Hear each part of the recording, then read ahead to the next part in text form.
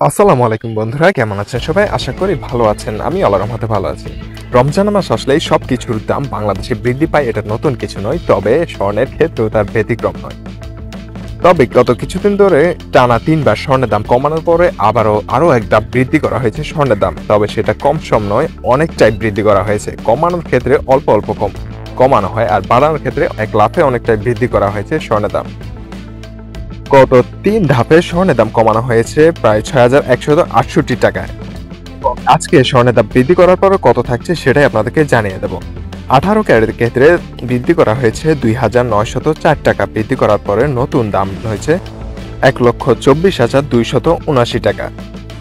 এবং ২১ ক্যারেটের ক্ষেত্রে ৩,৩৯৫ টাকা বৃদ্ধি করার পরে আজকের বাজারের নতুন দাম প্রতি ভরিতে ১,৪৪,৯৯৫ টাকা।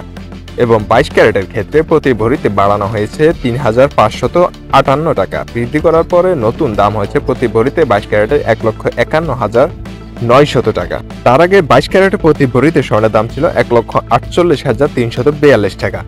এই ধাপে বৃদ্ধি করা হয়েছে ৩,৫৫৮ টাকা। এবং সনাতন পদ্ধতিতে ১ ভরি স্বর্ণ কিনতে গেলে আপনাকে খরচ করতে হবে ১,০২,৩৭৪ টাকা।